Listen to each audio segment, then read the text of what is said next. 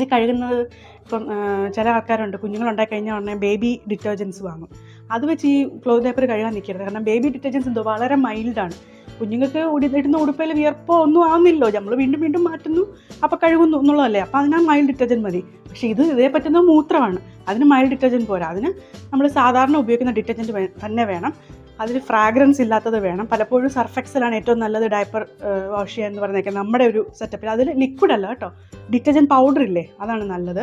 ലിക്വിഡിനകത്തൊക്കെ ഈ fragrance add ചെയ്യും. ഈ എക്സ്ട്രാ ഫ്രാഗ്രൻസ് അഡിക്റ്റീവായിട്ടില്ലാത്ത ഡിറ്റർജൻസ് ആണ് യൂസ് ചെയ്യേണ്ടത്. ഈ ഫ്രാഗ്രൻസ് പോലുള്ള സാധനങ്ങൾ, അല്ലെങ്കിൽ ഉജാല മുക്കിയേക്കാന്നൊന്നും വിചാരിക്കരുത്. അങ്ങനത്തെ സാധനങ്ങളൊക്കെ, കണ്ടീഷണർ, ഈ കംഫർട്ടൊക്കെ പോലത്തെ കണ്ടീഷണർ ഇല്ലേ, അങ്ങനത്തെ ഒന്നും ഉപയോഗിക്കരുത്. കാരണം അതൊക്കെ ഈ മണമാണ് കൊടുക്കുന്നത്. ആ ഒരു സാധനം ഈ ക്ലോത്തിലോട്ട് ക്ലിങ് ചെയ്ത് പിടിച്ചു കഴിഞ്ഞാൽ പിന്നെ അബ്സോർപ്ഷൻ കുറയും. ഇതിൻ്റെ അബ്സോർപ്ഷൻ കീപ്പ് ചെയ്യുക എന്നുള്ളതാണ് നമ്മുടെ ഏറ്റവും വലിയ ഉത്തരവാദിത്വം.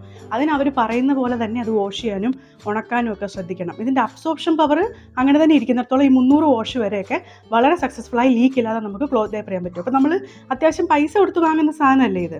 അപ്പോൾ അത് നമ്മൾ ഏറ്റവും നന്നായിട്ട് ഉപയോഗിക്കണമെങ്കിൽ അവർ ഏറ്റവും പറയുന്ന ഒപ്റ്റിമൈസ്ഡ് ആയിട്ടുള്ള രീതിയിൽ നമ്മൾ ഉപയോഗിച്ച് കഴിഞ്ഞാൽ അത് വളരെ നന്നായിട്ട് ഉപയോഗിക്കാൻ പറ്റും. ഞാനത് ഉപയോഗിച്ചിട്ടുള്ളത് കൊണ്ടാണ് ഞാൻ ഇത്രയും കോൺഫിഡൻ്റ് ആയിട്ട് പറയുന്നത്. എന്തെങ്കിലും കേട്ടറിവല്ല ഞാൻ പറയുന്നത്.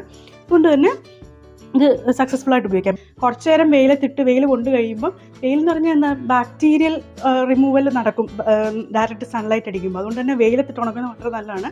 പക്ഷേ കുറേ നേരം അങ്ങ് വെയിലത്തിട്ടരുത്. കുറച്ച് കഴിയുമ്പോൾ അതെടുത്ത് ഷെയ്ഡ്സിൽ വല്ലതും ഇട്ട് ഉണക്കിയെടുക്കണം. അതാകുമ്പോൾ സോഫ്റ്റായിട്ട് തന്നെ ഇരിക്കും.